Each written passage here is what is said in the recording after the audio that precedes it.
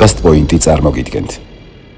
ყველგან მაქვს სათვალე მანქანაში, სამსახურში, ჯიბეში, სახლში. მეორე დღიდანვე პაციენტ შეუძლია დადეს საჭესთან და დაინახოს შორს. არც მეტი, არც ნაკლები, ესე უკავიათ ხოლმე ან წიგნი, ან ტელეფონი. დაახლოებით აი ამ დისტანციაზე ის აბდურღეთ. ფოკუსი არის ლიმიტირებული. სამწუხაროდ გაზარმაცებული თვალი მოზრდილ ასაკში უკვე აღარ იკურნება. ვინაკეთებს არჩევანს ამის პაციენტი თუ თქვენ? ორი მეთოდს აქვს თავისი დადებითი და უარყოფითი მხარე. 50 წლის მერე აი რა რაზერი მაგი აღარ გიჩვენის რა. არასწორია, იმიტომ რომ მეიქაპი, წამწამები, ქიმიური საშუალებები, ეს რაღაცა ტონალური კრემები, ფანქრები და სხვადასხვა. ხო, ამან შეიძლება გამოიწვიოს გარკვეულწილად ხედობის და დაბინდვა. უცნაურია, მაგრამ საწყის ეტაპზე სიმშრალეს პირიქით ცრემლიანობას ახასიათებს. სიბნელეში კითხვა მხედველობას აფუჭებს. სუდი ხარისხის სათვალის გაკეთებას ჯობია საერთოდ არ გავიკეთოთ. დახამხამების გარეშე მიშტერება, გარკვეულ წარწერასთან. განსაკუთრებით TikTok მაინც ისე გამო. დიახ. და ეს იწვევს თვალის სიმშრალეს. თუ კარგად ჟღერს. კარგად ჟღერს, ნამდვილად. დაიხარჯა შეივსე წყალი მთის. გადაცემას წარმოგიდგენთ წყალი მთის.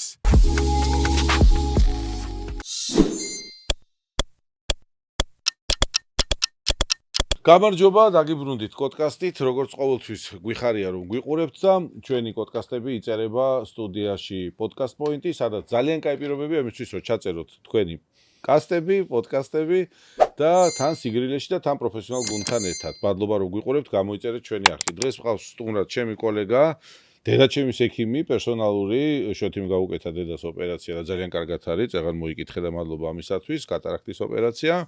ოფთალმოქირურგი შოთი თადუმაძე. შოთი, სალამი, დიდი მადლობა რომ მოხვედი ჩვენთან. მადლობა თქვენ მოწვევისთვის და გავიაროთ თემები, რაც დღეს აქტუალურია, როგორც დღეს ისე გუშინ და გუშინ წინაც მხედველობა. ეს არის, რა ვიცი, ის რასაც ყოველთვის უფრთხილდებით, ხო? ყველანაირი საშუალებებით ვცდილობთ, რომ ჩვენ დავინახოთ ეს სამყარო, რაც უდიდესი ბედნიერება, როცა ამის საშუალება გვაქვს, თუმცა არ გვახსოვს ხოლმე ეგ ამბავი და როცა გაგვახსენდება, მე გავრბივართ ექიმებთან. კარგი.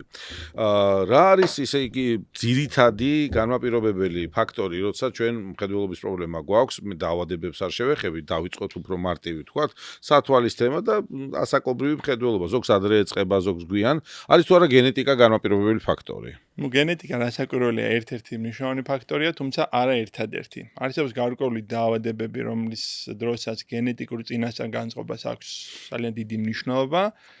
მაგალითად, მიოპიის დროს, გლაუკომის დროს, ანუ არსებობს წინასწარ განწყობა, რა დროსაც თუ კი ჩვენ წინაპარს აქვს დიაგნოზი, ყოველთვის ყურადღებით უნდა ვიყოთ, რომ ჩვენც არ გამოგვეპაროს თვალთახედვიდან.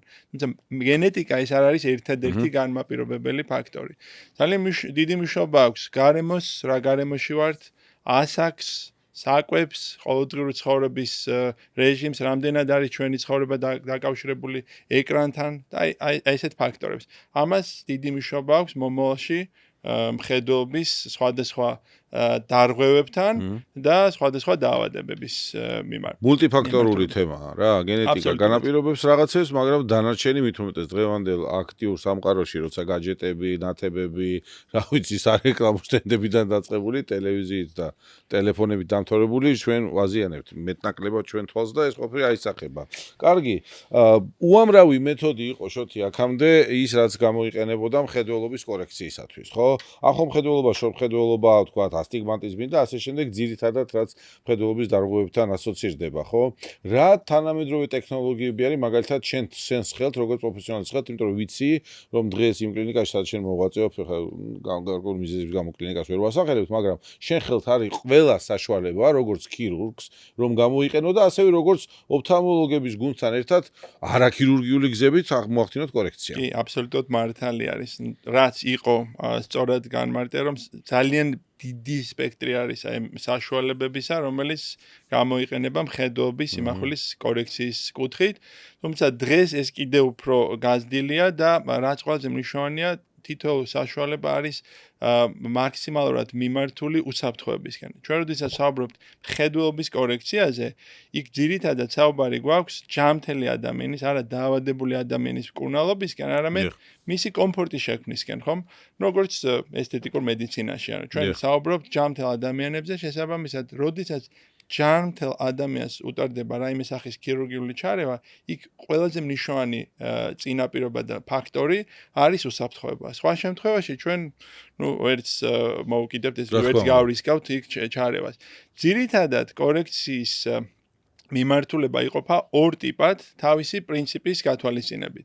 ერთი მიმართულება ეს არის ლაზერული კორექციის მიმართულება, რომელიც არის დიდი ხანია გვესმის თან ეს ლაზერული კორექცია. ოქროს სტანდარტი, თუმცა არის მეორე მიმართულება, რომელიც უკვე ესე ვთქვათ მიზნად ისახავს არა თვალის გარეთა ნაწილის ქოვანის ფორმის შეცვლას, არამედ ლინზის თვალის შიგნით არსებული ბროლის გამოცვლას და მის ნაცვლად სხვადასხვა ტიპის ბროლის იმპლანტაციას. დღევანდელ დღეს დახვეწილია როგორც იმპლანტები ბროლის და იძლევა სხვადასხვა ფუნქციურ შესაძლებლობებს, ასევე დახვეწილია ლაზერული კორექციის მიმართულება, რომელიც ადრე თუ იყო დაუშვათ მხოლოდ მიოპიისთვის ან მინუსის ასტიგმატიზმის საკორექციოდ, დღეს უკვე შესაძლებელია ჰიპერმეტროპიის კორექცია, ანუ შორსხედობის ბევრი ისა მიმართულება, ხო? დაემატა ასევე აი ეს შერეული მათი კომბინაციები, ჩვენ ხო იზოლირებულად არ ხდება მარტო მინუსი დაუშვათ ან მარტო ასტიგმატიზმი. ხშირ შემთხვევაში არის მათი თანხვედრა ერთმანეთთან და ერთი პროცედურა იძლევა შესაძლებლობას, რომ ორივე ერთი პროცედურით მოგვარდეს. ესეც არის ხო უკვე აი თანამედროვე აპარატურის დახვეწის ერთ პროცედურაში. დიახ. და უკვე შესაძლებელი არის რაც ალბათ ყველაზე დიდი სიახლე არის სხვათა შორის საქართველოში, იმიტომ რომ ჯერჯერობით მხოლოდ ჩვენ კლინიკაში კეთდება ეს პროცედურა, ახლო შორსხედვაში, ასაკობრივი შორსხედვობის, ანუ პლიუსის საკითხავის ათვალის მოხსნა ლაზერული კორექციის მიმართულებით. ძირითადად, აი აქ კი იყოფა სოფლიოში, არა საქართველოში, არამედ სოფლიოში ქირურგების ორი კატეგორია არსებობს. ერთი, რომელიც ამბობს, რომ მხოლოდ ბროლის შესვლით არის ეს ეფექტური ამ ეფექტის მიღება, ასე ვთქვათ, საკითხავის ათვალის მოხსნა, არის მეორე ჯგუფი, რომელიც ამბობს, რომ მხოლოდ ლაზერული კორექციით. ჩემ შემთხვევაში მეორევე მომწონს, იმიტომ რომ ინდივიდუალურად იყენებ. გვაქვს შესაძლებლობა როგორც ბროლის შეცვლით მივახციოთ ამ ეფექტს, ისე ლაზერული კორექციის. თუმცა უმეტეს შემთხვევაში თუ კი პაციენტი ვინ აკეთებს არჩევანს, ანუ პაციენტი თუ თქვენ პაციენტი? პაციენტი, რა თქმა უნდა, არის გარკვეული შემთხვევები, როდესაც პაციენტი ვერ ირჩევს კონკრეტულ მეთოდს, იმიტომ რომ მისი თვალის ანატომიური თავისებურებები არ გვაძლევს. და თქვენ ურჩევთ და კონკრეტულად მისი თვალისთვის არ შეიძლება გარკვეული პროცედურით ჩატარება, თუმცა თუ კი ორივე შესაძლებელია, ბუნებრივია ჩვენ ვაწვდით ინფორმაციას და თავად აირჩევს რომელი მეთოდი არის მისთვის უფრო ხელსაყრელი. ორი მეთოდს აქვს თავისი დემოკრატიულია, ასეც უნდა იყოს. ორი მეთოდს აქვს თავისი დადებითი და უარყოფითი მხარე. ეს არის ალბათ ძალიან აქტუალური საკითხი, იმიტომ რომ დღევანდელ დღეს ეს დამოკიდებულება სათვალეზე ბევრისთვის არის ისე ეხლა ჩავშალოთ ეგ თემა შოთი, რადგან ამ თემას მივადექით, მე რომ არ მოუბრუნდეთ, მოდი, აი ეს კონკრეტული თემა, რაც არის საკითხავის სათვალის ამბავი და სიახლეები, მოდი აქვე გითხარი. მოდით მაშინ დავიწყოთ საუბარი უშუალოდ იმ მეთოდზე, რასაც პრინციპში ჩვენთვის აქვს მნიშვნელოვანია და ამ მეთოდს ქვია Press Beyond. Press Beyond შედარებით ახალი მეთოდია, თუმცა თავის თავში აერთიანებს წინამორბედი ლაზერული კორექციების საუკეთესო თვისებების შერწყმას, სიმბიოზს. ერთის მხრივ ეს მეთოდი არის ძალიან დამზოგველი და სწორედ ამითი არის ჩემთვის მიმზიდველი, რაც უფრო ჩვენ თავში ვახსენეთ, რომ უსაფრთხოება არის ერთ-ერთი მნიშვნელოვანი კრიტერიუმი კორექციის მეთოდის არჩევისას. ლაზერული კორექციის დროს თვალის მთლიანობა არ ირღვევა. კორექცია ტარდება გარეთა გარსის ქოვანის ფორმის ცვლილების ხარჯზე. შესაბამისად, რაც უფრო ნაკლებია ჩარევის მასშტაბი, მით უფრო ნაკლებია გართულების ალბათობა. შესაბამისად, ამ კუთხით ლაზერული კორექცია აკმაყოფილებს უსაფრთხოების მაღალ სტანდარტს. მეცაც გეტყვით, უფრო მეტად დამაკმაყოფილებელია უსაფრთხოების კუთხით, ვიდრე თვალში და ჩარევები. ეს არ ნიშნავს, რომ თვალში და ჩარევა უსაფრთხო არ არის. თუმცა ჩვენ თუ შევადარებთ ერთმანეთს რისკის კუთხით, გაცილებით ნაკლები რისკის შემცველია ლაზერული კორექცია, ვიდრე თვალში და ჩარევა. ამ კუთხით ჩემთვის ძალიან მიმზიდველია. მეორე, რაც ძალიან მნიშვნელოვანია, არის ბუნებრიობის შენარჩუნება. ჩვენ როდესაც ვცვლით თვალში და ბროლს და ვანაცვლებთ ხელოვნური ლინზით, ხელოვნური ლინზა მიუხედავად მისი დახვეწილობისა, მიუხედავად იმისა, რომ მაქსიმალურად მიახლოებულია ადამიანის ბუნებრივი ბროლის თვისებებთან, ხელოვნური ბროლის თვისება სრულყოფილად მაინც ვერ ჩაანაცვლებს იმ ფუნქციას, რაც ჩვენ ბუნებრივ ბროლს აქვს. ლაზერული კორექციის შემთხვევაში ბუნებრივ ბროლს ჩვენ არ ვეხებით. მას თავისი ფუნქციები შენარჩუნებული აქვს, შესაბამისად მხედველობა, რასაც ვიღებთ, არის გაცილებით ბუნებრივი. პრაქტიკულად იგივე მხედველობა, რაც ისედაც ვიცით. გვაქვს, რაც გვაქვს რასაც მიჩვევა არ ჭირდება, სიახლე არ არის, მით უმეტეს ასაკში ადამიანისთვის ესა. არის გარკვეული პერიოდი, რაც ნეიროადაპტაციას ჭირდება და ეს პერიოდი რამოდენიმე კვირა გრძელდება. რთულია ეგ ნეიროადაპტაცია, მეორე დღიდანვე პაციენტ შეუძლია დაჯდეს საჭესთან და დაინახოს შორს და იკითხოს სათვალის გარეშე.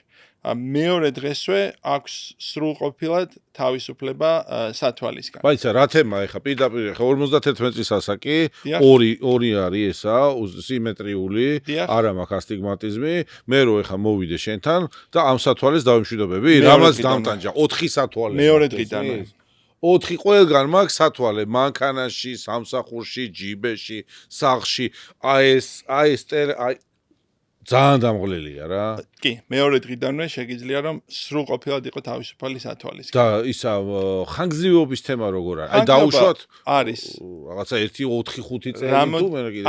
საინტერესო კითხვა არის იმის გამო რომ თვითონ შორსხედობა, ასაკობრივ შორსხედობა, იგივე პრესბიოპია პროგრესირებს, როგორც მოდი ესე ვთქვათ, კანი აოჭდება, თმა ჭაღარავდება, პროცესი დინამიურია, ის არ გაჩერდება და მაინც გაგრძელდება, თუმცა ძალიან მარტივი მანიპულაციით საორიენტაციოდ 7-10 წლის შემდეგ გაძლიერებული ეფექტით იგივე მხედველობას ვიბრუნებთ. ეხლა მინდა ვისაუბრო პრინციპზე, რა პრინციპითაც მუშაობს პრესბიონდის მეთოდი, იმისთვის რომ მეტად გასაგები იყოს რა პრინციპით მუშაობს ეს აი რაზედაც ჩვენ საუბრობდით, მაყურებელმა რო გაიგოს ეს ნეიროადაპტაცია, რასაც სჭირდება, ანუ ამ მეთოდიკაზე. ზუსტად. ჩვენ როდესაც 45 წლის შემდეგ ახლო მანძილზე ვაფოკუსებთ საგანს, ფოკუსი არის ლიმიტირებული. მაგალითისთვის თუ კი ხელში აიღებ წარწერას და შეეცდები რომ წაიკითხო, შენთვის იმ კონკრეტული წარწერის წაკითხვა გარკვეულ დისტანციაზეა მხოლოდ კომფორტული. მის რაც უფრო შორს გაწევ, ან რაც უფრო თვალთან ახლოს მიიტან, მიხვდები რომ კომფორტი იკარგება. რატომ? იმიტომ რომ სიღრმე ფოკუსური არის ლიმიტირებული. ანუ შენთვის ფოკუსური სიღრმე არის რაღაც ლიმიტზე. ნუ სადაც 5 სანტიმეტრის ფრაგლებში შეიძლება მომეწონოს და იქით-აქეთ უკვე აღარ მომეწონება. ზუსტად. ამ მეთოდის საშუალებით ჩვენ თვალს უმატებთ დამატებით ფუნქციას, რასაც ქვია სფერული აბერაცია, სიტყვა სფერული აბერაცია არაფერს იტყვის, თუმცა ნუ კარგად ჟღერს რა. კარგად ჟღერს, ნამდვილად სფერული აბერაცია, თუმცა მისი პრინციპი არის ფოკუსური სიღრმის გაზრდა. ეს რას ნიშნავს? სფერული აბერაციით შენ კარგად შეძლებ დაინახო როგორც აი ამ დისტანციაზე, ასევე მის შორს და მის ახლოს. ანუ არე იზრდება რა. იზრდება სიღრმე. თუმცა აღმოჩნდა რომ ფოკუსური სიღრმის გაზრდა არ შეიძლება უსასრულოდ. რაღაც ლიმიტი აქვს მას. თუ კი ჩვენ უსასრულოდ გავზდით ამ ფოკუსურ სიღრმეს, ანუ ამ სფერულ აბერაციებს თუ უსასრულოდ დავამატებთ, ხედვას დავიწყებთ, არ წევივით რაღაცას ისა. დაგვეკარგება ხარისხობრივი მხედველობა. ანუ ჩვენ გვაქვს კონტროლირებული რაოდენობის სფერული აბერაცია, რომელიც წინასწარ განისაზღვრება თითოეულ პაციენტისთვის და სწორედ იმ რაოდენობით დაემატება სფერული აბერაცია. აღმოჩნდა, რომ ეს არ არის საკმარისი იმისთვის, რომ სრულყოფილად აი წვრილი შრიფტის წაკითხვა შეძლონ. ამიტომაც ვიყენებთ მეორე მეთოდის კომბინაციას, რაც ამასთან ერთად ჩვენი ორი თვალიდან ყოველთვის ერთი თვალი არის დომინანტი, მეორე თვალი არ არის დომინანტი. როგორც ადამიანს ზოგი მარჯვენა ხელით წერს, ზოგი მარცხენა ხელით. მონადირე ყოველთვის ერთი თვალი თუ მიძნებს, ფოტოგრაფის ყოველთვის ერთი თვალით იღებს, იმიტომ ის თვალი არის მისთვის დომინანტი. ჩვენ დომინანტ თვალს მაქსიმალურად ვაძლიერებთ შორი და საშუალო დისტანციისთვის, არადომინანტ თვალს მაქსიმალურად ვაძლიერებთ საშუალო და ახლო დისტანციისთვის. შერწყმა ტვინში იმდენად ბუნებრივად ხდება, რომ ერთანაირად ხედავ. სანამ ჩვენ შევადარებთ ერთმანეთს, ვერ აღვიქვამთ, რომ ერთი თვალი მეტად ძლიერია შორს, მეორე თვალი მეტად ძლიერია. აი, არის ნეიროადაპტაციის ეტაპი? სწორედ ამას ჭირდება ნეიროადაპტაცია. თუმცა ეს რადიკალურად განსხვავდება მისი წინამორბედი მეთოდისგან, რომელსაც ქვია მონოვიჟენის მეთოდი, რა დროსაც ერთი თვალი მხოლოდ შორ მხედველობაზეა ორიენტირებული, მეორე თვალი მხოლოდ ახლო მანძილზე მხედველობაზე. ვერც ერთი თვალი ვერ ხედავს შუალედურ დისტანციას, მაგალითად კომპიუტერით. ამიტომ პაციენტი მონოვიჟენის ოპერაციის შემდგომ ან ახლოს მიდის მონიტორთან, ან პირიქით შორს. აი ეს შერწყმა არ არის თანაბარზომიერი და მეორე მხრივ, რაც მეტნაკლებად უარყოფითი მხარეა მონოვიჟენის მეთოდისა, ეს არის ბინოკულარული მხედრობის დაკარგვა. როდესაც ჩვენ ვიყურებით, აი მაგალითად ეხლა ვიყურებთ ერთმანეთს, ან ვიყურებით სივრცეში, ყველაფერს აღვიქვავთ სამ განზომილებაში. აი ამას ჭირდება ბინოკულარული მხედრობა. სიგრძე, სიგანე, სიღრმე. კი. მონოვიჟენის შემთხვევაში ბინოკულარული მხედრობა უმეტესწილად იკარგება. სიბრტყეში ჩანს. ორ განზომილებაში გადადის მხედრობა. ბევრისთვის ეს ბუნებრივია და ვერც აღიქვავს, ეს არც შეაწუხებს არასდროს, თუმცა აღმოჩნდა, რომ დაახლოებით 40% პაციენტებისთვის, ვინც მონოვიჟენის ოპერაციას გაიკეთებს, არ არის თავსებადი მეთოდი და ვერ ეგუება მისი ტვინი, ვერ გაივლის აი ნეიროადაპტაციის პროცესს, რაც საკმაოდ ცუდი სტატისტიკაა. სწორედ ეს არის მიზეზი. თუ იმას ეშველება რამე მერე? ეშველება, ისევ ლაზერული კორექციის რევერსით, თუმცა არის ერთ-ერთი საინტერესო კვლევა ჩატარებული, სხვათა შორის კარგი კითხვა არის კვლევა ჩატარებული, რა დროსაც აი სწორედ მონოვიჟენის მიღება შესაძლებელია კონტაქტური ლინზების საშუალებით. შეიძლება ადამიანმა სულაც არ გაიგეთოს ლაზერული კორექცია. და მექანიკური საშუალებებით გამოიყენოს. აი ეს მექანიზმი გამოიყენოს, ერთი თვალი ისეთი ლინზა ჩაისვას, რომელიც შორს დაინახავს, მეორე თვალით ახლოს და ეს მონოვიჟენის ეფექტს მიიღებს. თუმცა აღმოჩნდა ესეთი რამ, ადამიანები, რომლებმაც მონოვიჟენს რომლების მიეჩვენ მონოვიჟენის მეთოდს და შემდეგ ლინზა ამოიღეს, ბინოკულარ მხედრობას უმეტესობა ვეღარ თითქოს ტვინში რაღაცა გატყდა. აი ეს უარყოფითი მხარე აქვს მონოვიჟენს. ამიტომაც მე პირადად მონოვიჟენის მეთოდი არ მომწონს. გასაგები 40% მაღალი მაჩვენებელი. ეხლა ალბათ კითხვა გაჩნდება, რამდენი პროცენტი შეიძლება იყოს ახალ მეთოდიკასთან? მხოლოდ 3% არსებობს, რომელიც ამ მეთოდს ვერ მიეჩვევა და ჩვენ წინასწარ ოპერაციამდე არსებობს ესეთი ტოლერანტობის ტესტი, მაგას ქვია პრესბიონდის ტოლერანტობის ტესტი, რომლითაც შეგვიძლია დავადგინოთ პაციენტი იმ 3%-ში არის თუ არა. პრაქტიკულად ნულამდე დაკავთ ალბათობა. რა თქმა უნდა, წინასწარი კვლევებით ამის დადგენა შესაძლებელია. ვადგენთ, არის თუ არა იმ 3%-ში. თუ არ არის და არის 97%-ში, რის ალბათობაც მაღალია, 97%, მაშინ ვაკეთებთ ოპერაციას. თუ იმ 3%-ში არის, რაც სხვათა შორის რამოდენიმე შემთხვევა გქონდა, უბრალოდ კონკრეტულად ამ მეთოდზე ვამბობ თუ არის. გაქვთ ალტერნატივა. გვაქვს ალტერნატივა. ეს არ არის ერთადერთი მეთოდი, რომლითაც შეგვიძლია შევთავაზოთ პაციენტს სათვალის მოხსნის შესაძლებლობა. შოთი, შენ ახლა ამომწურავად პრაქტიკულად მაყურებლისთვის, არასამედიცინო მაყურებლისთვის ახსენი ის, რაც არის სიახლე დღეს საქართველოში, ხო? ეს ტექნოლოგია, რომელიც შესაძლებელია გამოიყენოს მათ შორის მე, როდესაც საკითხავი საშუალება მღლის ტექნიკურად, თუნდაც ემოციურად მაწუხებს, ხო? ან შეიძლება ვიზუალურად არ მიხდება ეს სათვალე და არ მინდა. ყველანაირი ფაქტორია, ხო? კი. რომ დამოკიდებულება ზოგადად ადამიანს არ მოწონს რაიმეზე დამოკიდებულება. რა თქმა უნდა.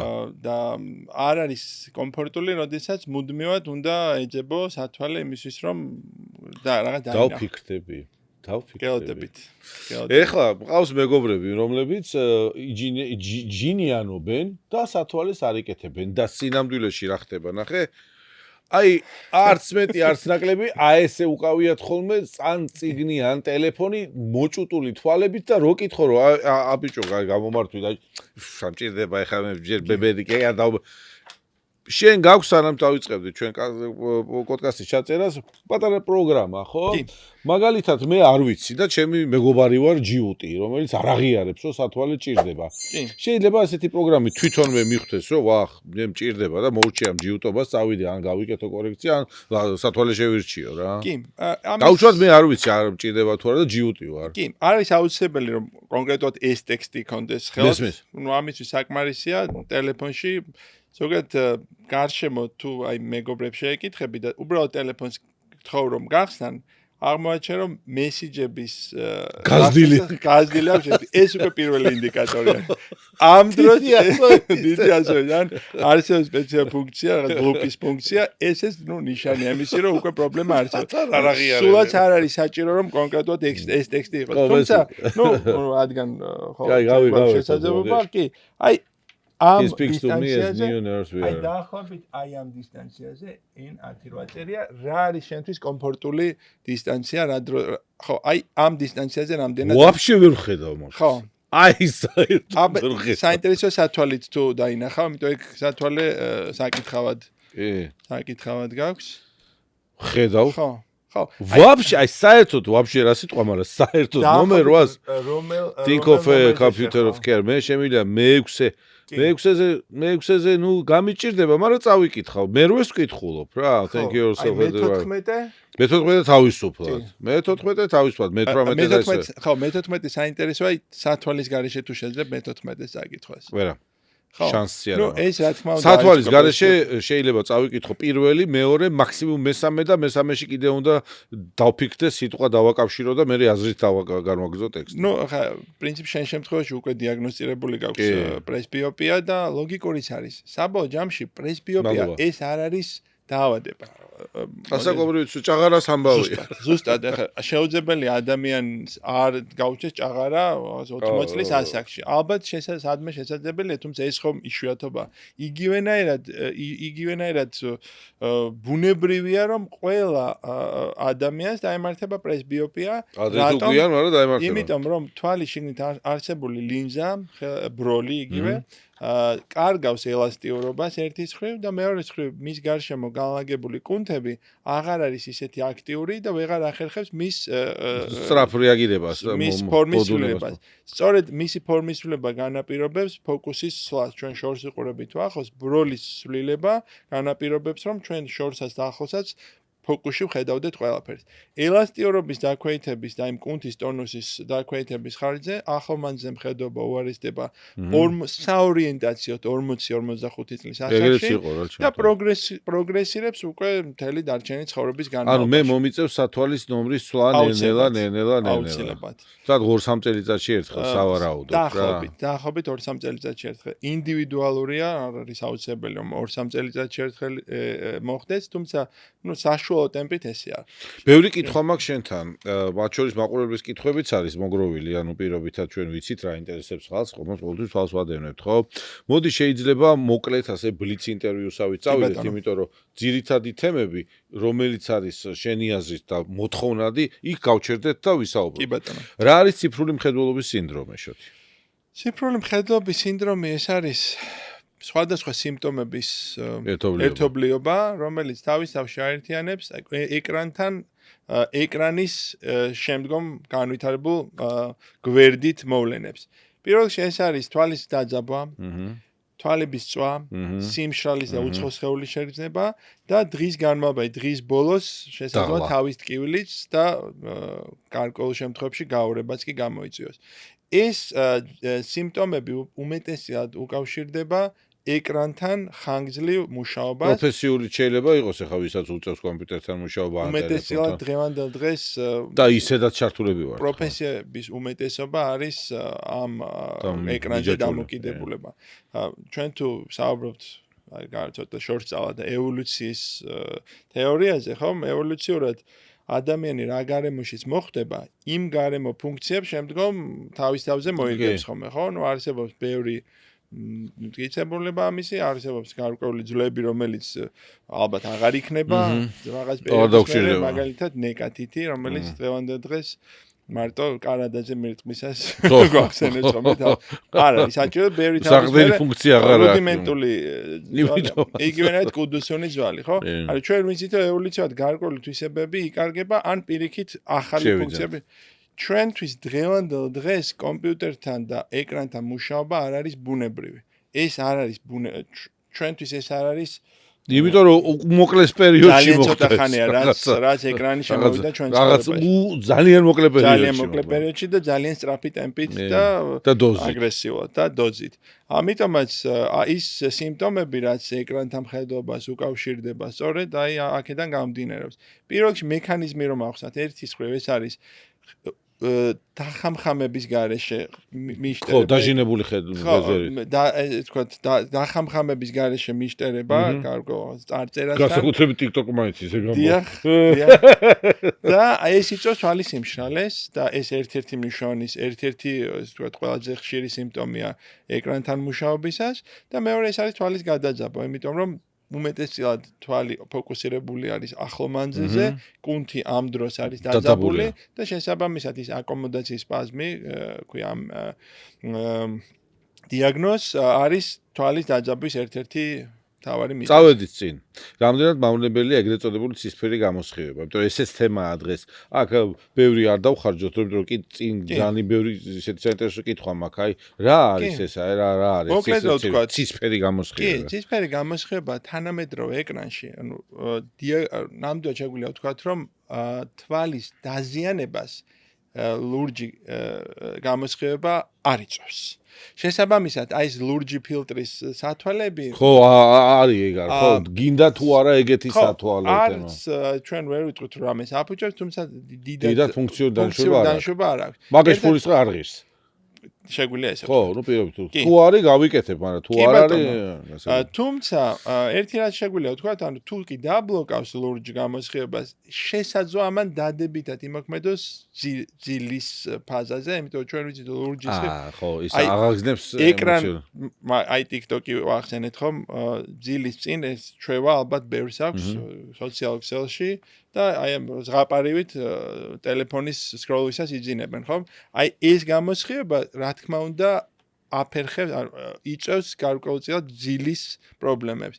ამ კუთხით შესაძლოა იყოს დადებითი. და არა თვალის გაფუჭების, თვალის ხედვების გაფუჭების. ესე იგი ხედვების ჰიგიენა ჩვენ ყველაფერში უნდა დავიცვათ, ხო? ტერფის ჰიგიენა დაწყებული, პირადი ჰიგიენა დამთავრებული, სიტყვაზე ვამბობ, ხო? და რა ვიცი მე, კანისმოვლის ჰიგიენა, ხედვების ჰიგიენა. ხო, ჰიგიენა იგულისხმება ის წესები მარტივი, რომლის დაცვის შემთხვევაშიც აი სიმპტომები ნაკლებად შეგვაწუხებს. დატენიანება თვალის თუ საჭიროა მათ შორის? დიახ, ეკრანთან ჯდომის სწორი პოზიცია. ესე იგი ეს უნდა იყოს საორიენტაციოდ გაშლილი ხელის დონეზე, სადღაც 60-70. ჯობია გავზარდოთ იქ შრიფტი და სიტყვაზე რაღაც ვიზუალური აღქმა, ვიდრე ახლოდან ჩვენ. კი, ახლოს არ უნდა ვიყოთ და აუცილებლად უნდა იყოს ჩვენს სიმაღლეზე. უფრო ქვემოთ, ოდნავ ქვემოთ. იგივე ტელევიზორი, იგივე ლეპტოპის ეკრანი, იგივე ტელევიზორი. უფრო მეტად კომპიუტერზე გვაქვს ამჯერად საუბარი და ასე მნიშვნელოვანია კომპიუტერის მონიტორი იყოს ისე განთავსებული, რომ არ ირეკლავდეს განათებას.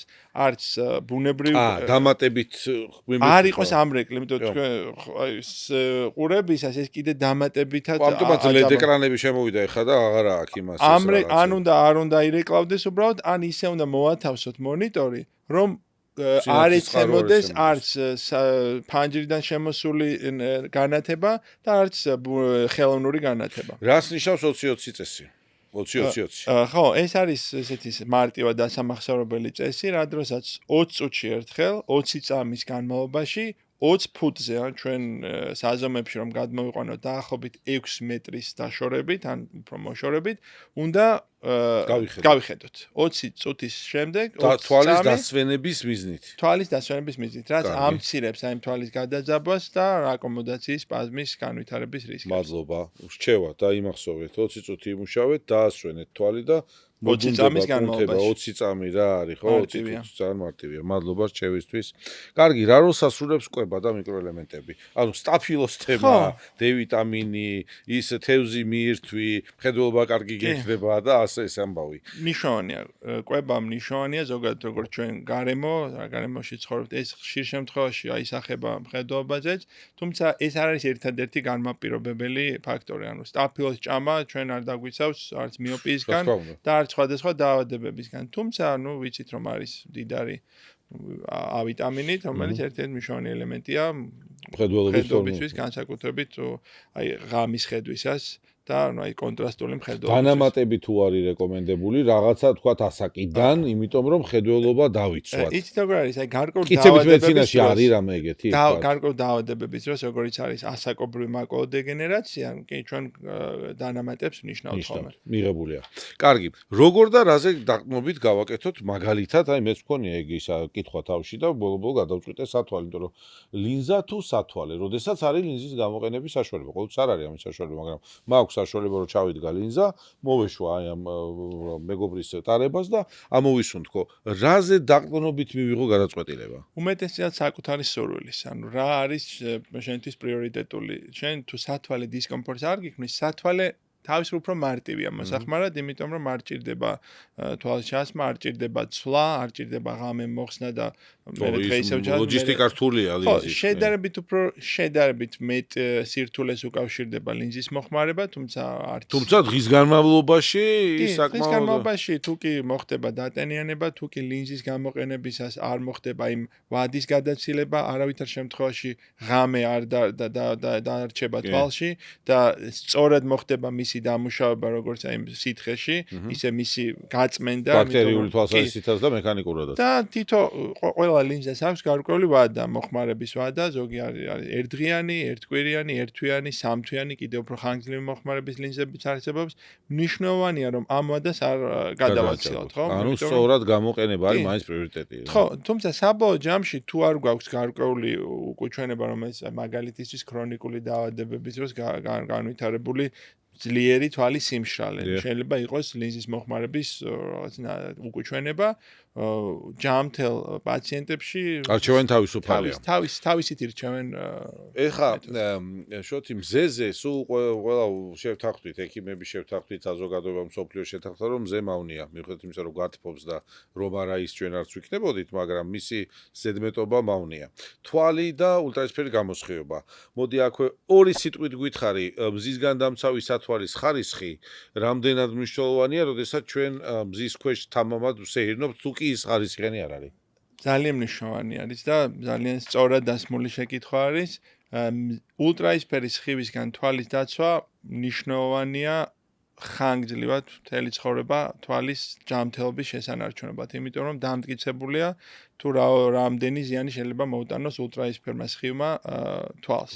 დაწყებული რქოვანის დაზიანებით, სიმშრალით, ბროლის შემღვრევის, ანუ კატარაქტის განვითარების რისკის, ასევე თვალის შიგთავსის გამჭვირვალე სითხის მინისებური სხეულის შემღვრევის ალბათობას და ბადურის დაზიანებას. ბევრი რაღა გინდა პრაქტიკულად ხო, ყველაფერი შეიძლება რომ დააზიანოს ულტრაისფერმა გამოსხივება, ამიტომაც მნიშვნელოვანია რომ სათვალე, მზისგან დამცავი სათვალე გვეკეთოს და მზისგან დამცავი სათვალე, UV ფილტრი, როდესაც არა აქვს. თუ არ აქვს ეს პირიქით მავნებელი. იმიტომ რომ გვიფართოვებს. იმიტომ რომ ის აფართოვებს გუგას, იმიტომ რომ ამ დროს გაფართოვებული მექანიზმი ზოგადად ჩვენ ვიცით რომ სიბნელეში გუგა ფართოვდება, დიაფრაგმასავით, სინათლეში პირიქით უფრო ვიწროა. ვიწრო შევიწროებული გუგა მზეზე გარკვეულწილად ბარიერს ფუნქციას ითავსებს, რომ სხივი ბევრი არ შევიდეს და დაზიანება არ იყოს თვალში. ჩვენ თუ გავიკეთებთ სათვალეს, რომელსაც არ აქვს, მოვატყუებთ გუგას, გავაფართოვებთ და პირიქით მეტ სხივს შევუშვებთ და მეტ ზიანს გამოვიწევთ. ამიტომ ცუდი ხარისხის სათვალის გაკეთებას ჯობია საერთოდ არ გავიკეთოთ. ეს მნიშვნელოვანია მაყურებელს. აქ ფასს არ აქვს მნიშვნელობა. ხშირ შემთხვევაში შეიძლება ძალიან ძვირი ღირდეს სათვალე და ეს ფილტრი არ ეყენოს. ბრენდის გამო უბრალოდ არ კონდეს ფილტრი. აქ მნიშვნელოვანია ფილტრი კონდეს, მეც ხშირ შემთხვევაში ხშირად უმეტესად აწერია გვერდზე შიდა მხარეს, რომ აქვს 100%-იანი ულტრაისფერის სხივისგან დაცვა, რაც თუ კეთილი სინდისიერად აქვს დაჭერი და იმუშავებს და შეასრულებს აუცილებლად შეასრულებს თავის ფუნქციას. მადლობა რჩევისთვის. სარეკლამო პატარა პაუზა გვექნება, თან შემოგთავაზო მინდა წყალი მთის გასინჯე და მადლობა. გემოვნე, ეს არის Coca-Cola Bottles Georgia's მიერ ჩამოსხმული ახალი პროდუქტი, გაზირებული მინერალური წყალი, ბრომატის 0% ბრომატით. საკმაოდ გემრიელი წყალია, მინდა გითხრათ და სავაჭრო ქსელში თაროებზე უკვე არის დიდი ხანია საკმაოდ. ეპიზოდის სპონსორი ასევე არის აჰავა, წარმოგვიდგენს უნიკალურ დაპატენტებულ ფორმულას ოსმოტერს, რომელიც აერთიანებს უკტარი ზღვის 21 მინერალს, მათ შორის მაგნიუმს, კალიუმს და კალციუმს, ის უზრუნველყოფს კანის ინტენსიურ დატენებას, ეხმარება ელასტიურობის შენარჩუნებასა და უწყობს ნაოჭების წარმოქმნის პრევენციას. ასევე დიდი სიამოვნებით გაგაცნობ ჩვენს კიდევ ერთ სპონსორს, ეს არის Midea, საქართველოს Midea ინოვაციური ტექნოლოგიებითა და თანამედროვე ტექნიკით უკვე წლებია ზრუნავს მილიონობით ადამიანის კომფორტზე, იქნება ეს გაგრილების სისტემები თუ საყოფაცხოვრებო ტექნიკა. Midea ქმნის გადაწყვეტილებებს, რომლებიც ცხოვრებას უფრო მარტივსა და სასიამოვნოს ხდის. სხვა შორის კომფორტული გარემო ჩვენ სტუდიაში სწორედ Midea-ს დამსახურება, რაც ზაფხულის ხელდღეებში განსაკუთრებით სასიამოვნოა. გეტყვით, რომ ჩვენი პოდკასტები იწერება პოდკასტ პოინტში, შესანიშნავ გარემოში, არაერთ გზის მithქვამს. ძალიან კარგ ადამიანებთან, პროფესიონალ გუნდთან. მოდით ჩაწერეთ და მე სხვა სასიამოვნოთ და თქვენც ისიამოვნეთ. გავაგზავნოთ. როგორ ამოვიცნოთ თვალის სიმშრალე? რა არის ძირითადი? ვთქვათ 2-3 სიმპტომი, როცა ჩვენ ცალსახად შეგვიძლია არ ვინერვილოთ, არ ვთქვათ, რომ ეხლა თვალის სიმშრალეა და მოდი წავალ რა, შოთი ექიმთან მივალ ვაჩვენებ თვალს ან აგერ ჩემთან მეზობელი კარგი ექიმი მყავს, ვკითხავ აზრს. ხშირ შემთხვევაში ამ სიმპტომის ამოცნობა ძალიან მარტივია, იმიტომ რომ აქვს ძალიან მარტივი გამოვლინება, ერთის მხრივ ეს გამოვლინდება თვალის უცხო სხეულის შეგრძნებაში, რაც სიმშრალეს ახასიათებს, გარკვეულ შემთხვევებში წვასაც იწვევს და კაწურის შეგრძნება რაღაცა. დიახ, თითქოს აი ქვიშა გაქვს ჩაყრილი, ეს უკვე შორს ასულ შემთხვევებში. უცნაურია, მაგრამ საწყის ეტაპზე სიმშრალეს პირიქით ცრემლიანობას ახასიათებს. კომპენსატორულად თვალი იწვევს მეტი ცრემლის გამომუშავებას და ცრემლიანობაც სიმშრალის ნიშანია.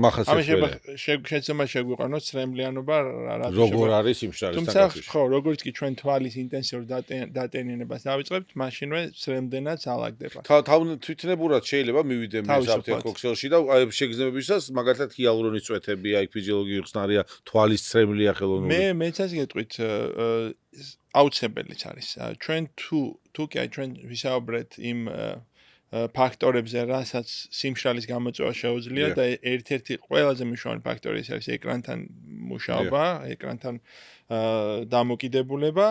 ჩვენ თუ გვაქვს რეჟიმი სამუშაო, რომელიც პირდაპირ მიჯაჭვულია ეკრანთან, აუცილებელია რომ სიმპტომის გაჩენამდე თვალი უკვე დავატენიანოთ.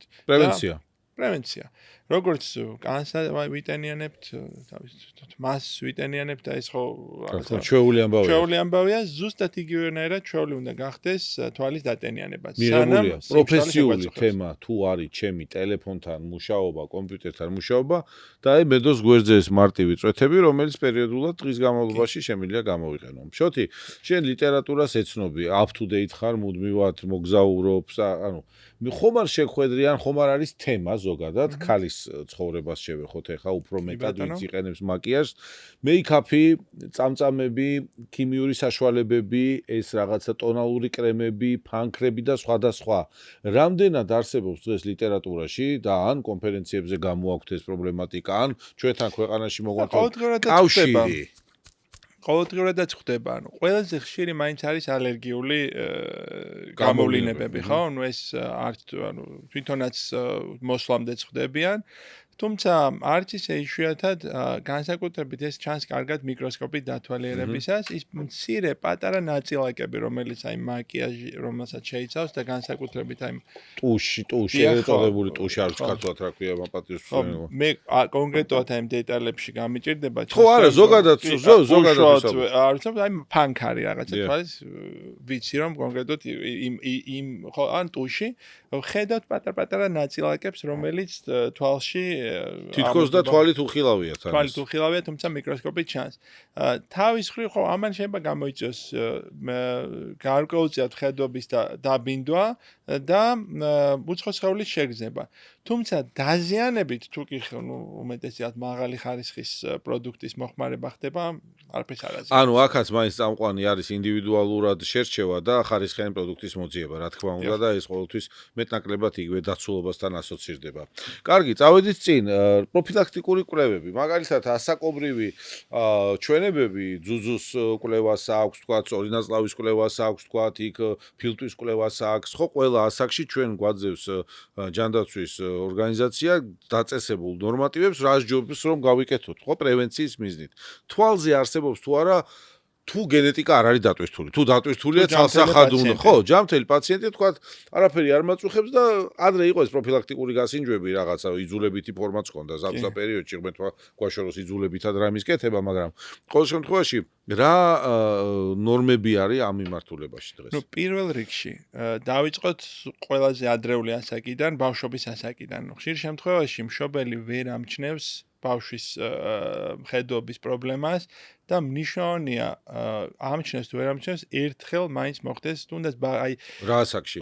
ის როგორ არის ასაკში როდესაც შეუძლია უკვე კომუნიკაცია ბავშვს მეტყველება და შეუძლია რომ პასუხი გაქცეს რამდენად ხედავს მანამდეც რა თქმა უნდა ისედაც რუტინულად შედის პედიატრიულ გამოკვლევებში ეს ჯერ კიდევ ჩვილობის პერიოდში ეს პროტოკოლი რაც აფასებს უმეტესად მხოლოდ ანატომიას თუმცა ფუნქციური შეფასებისთვის ჩვენ გვჭირდება პაციენტთან კომუნიკაცია და აი როდესაც უკვე კომუნიკაცია შემოდის ხშირად მშობელი ვერ ამჩნევს ხოლმე უმეტეს შემთხვევებში ეს არის თუ კი პრობლემა ეხება ერთ თვალს იმიტომ რომ მეორე თვალით კომპენსირება ხდება და მშობელი ვერც ამჩნევს მშვილს აქვს პრობლემა ეს იწვევს გარკვეულ პრობლემას მომავალში რასაც ქვია ამბლიოპია იგივე თვალის გაზარმაცება თუ კი დროულად არ მოხდა ამბლიოპიის დიაგნოზის დასმა და თვალის პრობლემის აღმოჩენა მომავალში ის გამოიწვევს თვალის გაზარმაცებას და სამწუხაროდ გაზარმაცებული თვალი მოზრდილ ასაკში უკვე აღარ იკურნება.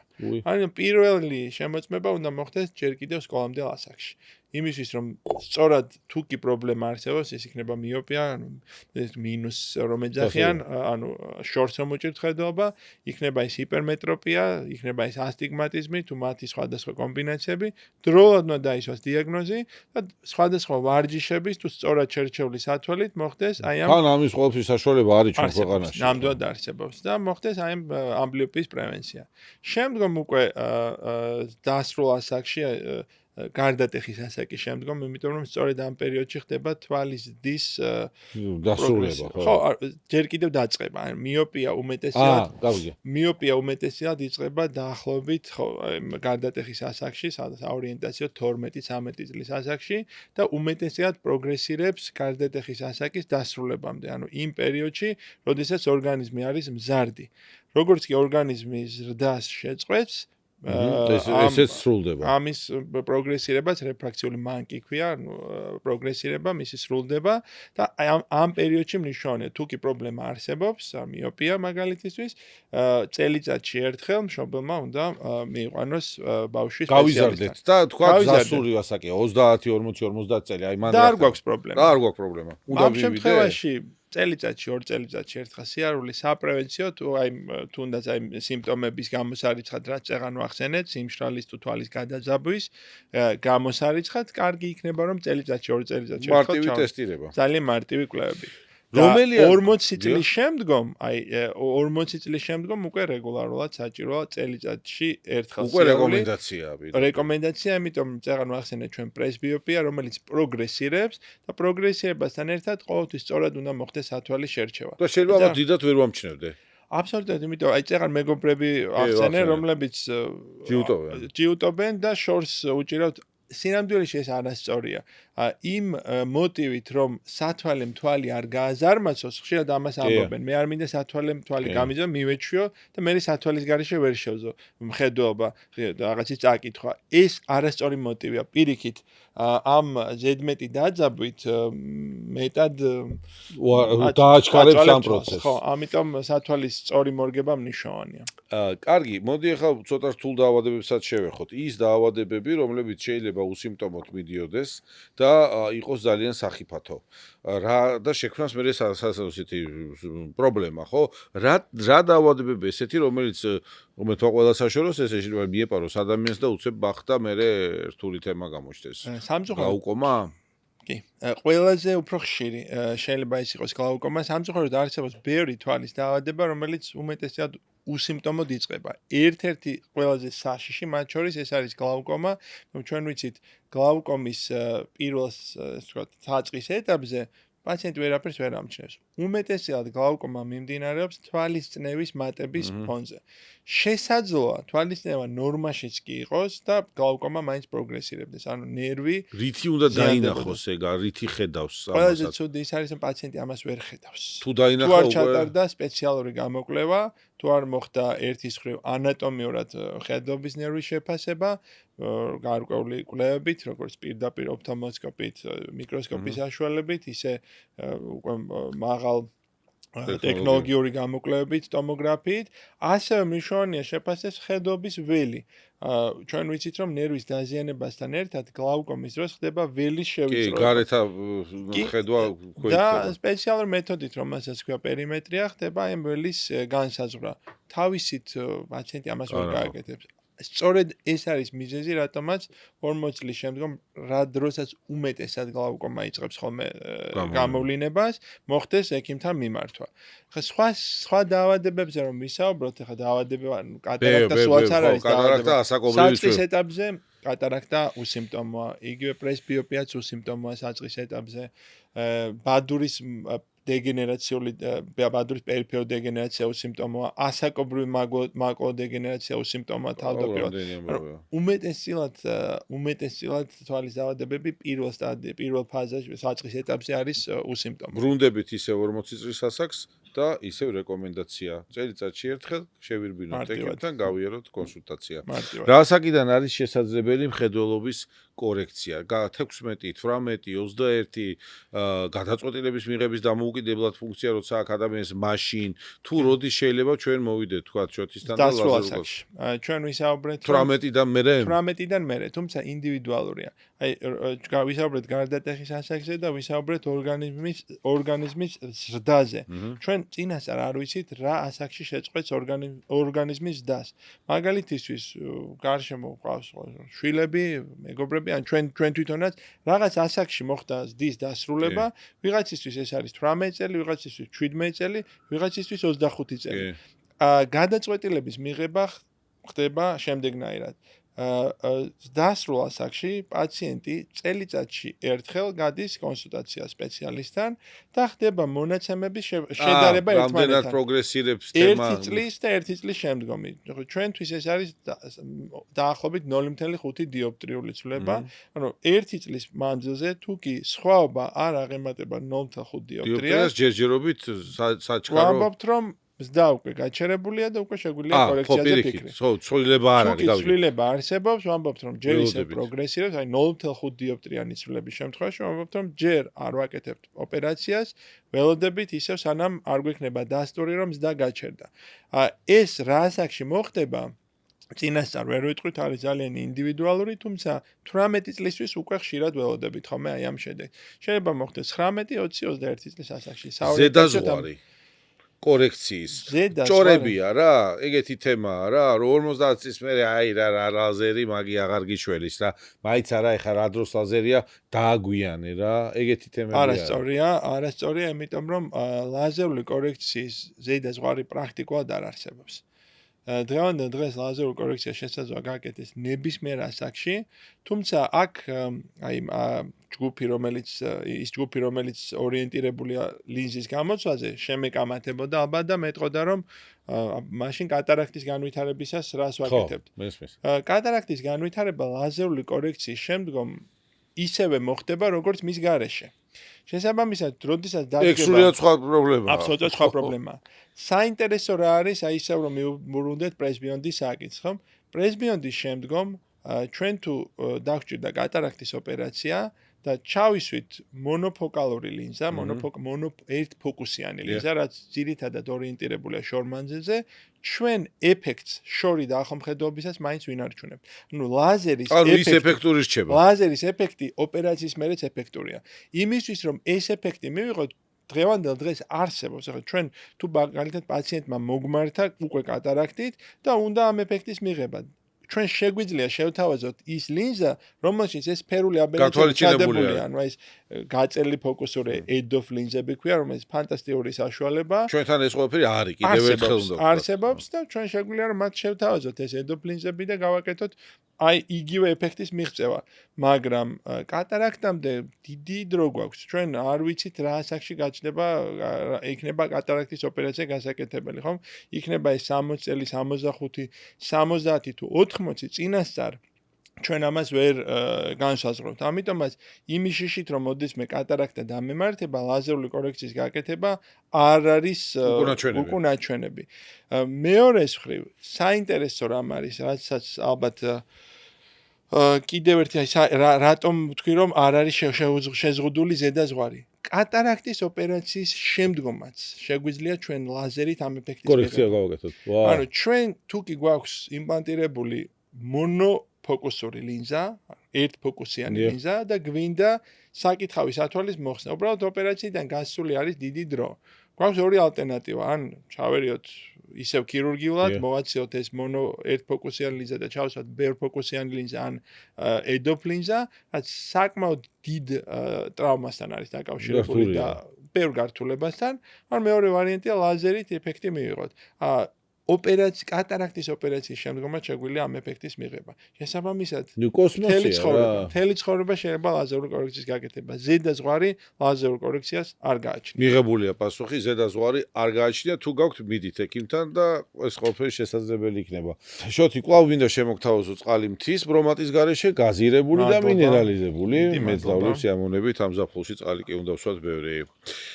რაც შეეხება ამ პროდუქტს უკვე არის ბახლებზე, მიირთვით, გაგრილდით ისიამოვნეთ ჯანსაღი წყლით. აქვე გავახსენებთ ჩვენს მაყურებელს, რომ ჩვენი სპონსორი აჰავა ბრენდი წარმოგვიდგეს უნიკალურ დაპატენტებულ ფორმულას ოსმოტეს და ეს აერთიანებს მკვდარი ზღვის 21 მინერალს. აჰავა უზრუნველყოფს კანის ინტენსიურ დატენიანებას, ეხმარება ელასტიურობის შენარჩუნებას და ხელს უწყობს ნაოჭების წარმოქმნის პრევენციას. აქვე კი podcast point-ი, სადაც ვიწერებით და სადაც გელიან თქვენი პოდკასტების ჩასაწერად. ახლა გვაქვს შოთი ესეთი რუბრიკა მითები და რეალობა. უცებ დავამსხვრიოთ ეგ ამბავი. მე დავასახელებ მით, შენ დაანგრიეგებითი. სტაფილოკოკის ან სხვა ინფექციების დროს კარგია შარდით ან ჩაით თვალის გამორეცხვა. თვითონ უკვე გაეჩი პასუხი. ესეთი მითი თუ კატეგორია არ ვიცოდი ხა. ჩაი გამიგია, მაგრამ სხვათა შორის ბოლო წლებში არა, მაგრამ მე პირადად შემხვედრია პაციენტი. ეს პროცედურა ჩაუტარები, ვაი, მე, ანუ არ გეთი რამე. არ ჩაი და არც მით უმეტეს აღარ ვიტყვი რა. სათვალის მუდმივი ტარება თვალს აზარმაცებს და მხედველობა უარესდება. ამასაც შევეხეთ, რა თქმა უნდა მითია. სტაფილო მხედველობას აუმჯობესებს.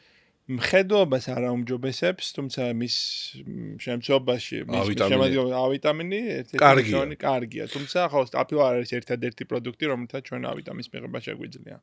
სიბნელეში კითხვა მხედველობას აფუჭებს. თუ კი მე ვხედავ კარგად. უბრალოდ ბნელა, მაგრამ მე ვხედავ კარგად. აი მხედველობას ან თვალის ჯამთელობას არ დააზიანებს, თუმცა გაზის რისკს სპაზმის განვითარების. ლაზერული კორექცია მტკივნეული და ხანგრძლივი პროცესია. რასაკვირველია ეს მითია, ლაზერული კორექცია არის ხანმოკლე და ერთ-ერთი ყველაზე უმტკივნეო პროცედურა, რაც კი თვალზე ტარდება. ამაზე უკვე რა ვიცი, საქართველოში ოფთალმოლოგიის ისტორიიდან დაწყებული დიდი ხანია ყველა შენი კოლეგა ასე საუბრობს. კვლავ ასეა. ლაზერული კორექცია მტკივნეული და ხანგრძლივი პროცესი არ არის. მზის სათვალე მხოლოდ მზიან ამინდშია საჭირო. ან თქვათ ზაფხულში ღრუბლიანია და მაინც ვიჭუტებით. კი, ღრუბლიან ამინდში ultraისფერი გამოსხივება მაინც მავნებელია. მეცაც გეტყვით რომ აი მაგალითად თოვლიან გარემოში ანარეკლი ან თიან გარემოში გაცილებით მაღალია, ამიტომ განსაკუთრებული დაცვა გჭირდება. სათვალის ტარება არ არის აუცილებელი, მარტო მზიანი იყოს, ამინდი იყოს. ღრუბლიან ამინდშიც მნიშვნელოვანია. კატარაქტა მხოლოდ ხანდაზმულების დაავადებაა. უმეტესად ხანდაზმულებ პირებში გამოვლინდება, თუმცა არის სხვადასხვა ფაქტორები, სხვადასხვა მიზეზები, რა დროსაც შეიძლება იყოს თანდაყოლილი ხასიათის, შეიძლება ტრამამ გამოიწვიოს ან სხვადასხვა ქრონიკულმა დაავადებამ. მადლობა. არ არის მხოლოდ ხანდაზმულების პრობლემა. კუთუთოების სახსახი, ანუ თოლვა, როცა თრთის კუთუთო, უნებრივია. ხშირი თემაა ეს საკმაოდ და შემაწუხებელი. ეს რამე ასოცირდება რამესთან? სტრესთან მაგალითად. მიოკიმია არის ეს დიაგნოზი, რა დროსაც ხო კუთუთოები თითის უნებლიეთ და ვერაფრით ვერ ვაკონტროლებთ მის გაჩერებას, შესაძლოა გაგრძელდეს დღეების, ხანდახან კვირების განმავლობაშიც და საკმაოდ შემაწუხებელია. უმეტესად სტრესი დაძაბული მუშაობა არის ამის განმაპირობებელი და დასვენება არის ერთადერთი შველა. თუმცა არ არის აუცილებელი მხოლოდ მიზეზი ამ სტრესში ვეძებოთ. სხვათა შორის კოფეინი არის ერთ-ერთი მნიშვნელოვანი ფაქტორი ამიტომაც ამ მიოკიმიის დროს, თოლის დროს ყავა უნდა ამოვიღოთ რაციონი. კაი რეკომენდაცია, მადლობა.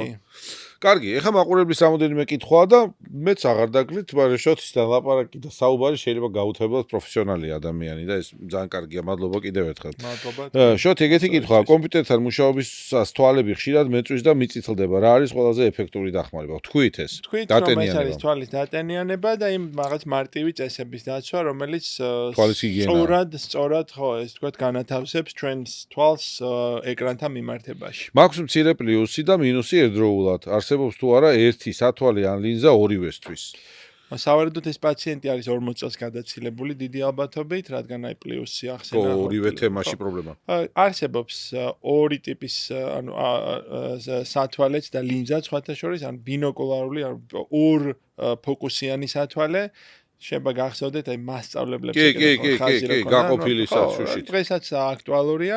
არსებობს მისი უფრო თანამედროვე ვარიანტი პროგრესული ლინზები, პროგრესული სათვალე, რა დროსაც ეს თანაბრად გადადის ფოკუსი სხვადასხვა. და მხედველობასთან ერთად ჩვენ აღარ გვიწევს ხო, აი ეს გაყოფილი არ არის. ნუ არსებობს იგივე ეხება კონტაქტურ ლინზებსაც. არსებობს სპეციალური კონტაქტური ლინზები პროგრესული, ორივე პრობლემას რომელიც აგვარებს როგორც შორსხედვობის, ისე ახლომხედვობის პრობლემას. მიღებულია. შესაძლებელია თუ არა რომ თვალის გარშემო ესთეტიკურმა პროცედურებმა, მაგალითად ბოტოქსის პროცედურამ, ან სხვა ინექციებმა მხედველობა დააზიანოს. შესაძლებელია თუ კი არასწორად მოხდა. კი, ამაზე მეც ვეთქვი სიტყვას.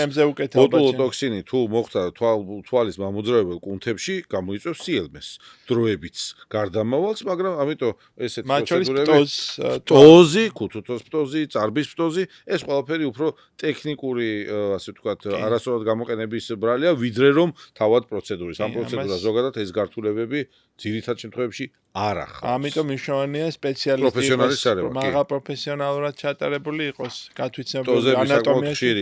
არა, იმას ვერ შველი იმერე, დრო უნდა გაივლის ყველაფერი, მაგრამ პროფესიონალები მოძებნეთ როგორც ყველა დარგში, ისევე ამ მიმართულებით. ოპერაცია გავიკეთე 5 წლის წინ, -5 მქონდა. შესაძლებელია თუ არა რომ ხედველობა მისევ დაიწყოს დაქვეითება, ვარ 59 წლის. როგორც წესი, ოპერაციის შემდგომ მინუსი საწყის მდგომარეობას აღარასოდეს არ უბრუნდება. მცირე რეგრესი მოსაოდნელია. სხვათა შორის ამას ჩვენ წინასწარ ვითვალისწინებთ ხოლმე, არსებობს სპეციალური ალგორითმები, რა დროსაც ოპერაციის დროს მცირე ჰიპერკორექციით რესურსს იტოვებთ, ანუ. მცირე ჰიპერკორექცია, იმიტომ გაათვალისწინებულია ეს რეგრესის. და ხშირ შემთხვევაში ეფექტი ოპერაციის შორსხედველობაზე გრძელდება მთელი ცხოვრების განმავლობაში. თუმცა თუ ჩვენ ვსაუბრობთ სტანდარტულ ლაზერულ კორექციაზე, რომელიც ჩატარდა დაუშვათ 20-30 წლის ასაკში, ეს ახლო მანძილზე საკითხავის ათვალისგან ჩვენ არ გაგვათავისუფლებს. იმიტომ რომ ის არ ემსახურება ახლოსაც ახლოსთვის არის პრესბიონდი. შოთი თადუმაძე, ფანტასტიკური მოსაუბრე, ჩემი კოლეგა ოფთალმოქირურგი, ძალიან დიდი მადლობა შოთი. ძალიან ფართედ ვისაუბრეთ გონი. საინტერესო საუბრისთვის და საინტერესო კითხვებისთვის. პოდკასტში ყოველთვის მოდიან პროფესიონალები და ეს ჩემთვის როგორც ამ პოდკასტის სამყაროსთვის ძალიან დიდი პატივია და შენ მოხვედი. ამ პროფესიონალებში მეც მომიაზრეთ. დიდი მადლობა. გაიხარე წარმატებები, თქვენ კი გამოიწევეთ ჩვენი არხი, გამოვყევით და ძალიან კარგი სტუმრები იქნებიან ყოველთვის საინტერესო თემებზე ვისაუბრეთ. მადლობა დროებით. დაიხარჯა შეივსე წყალი მთის. გადაცემას წარმოგიდგენთ წყალი მთის.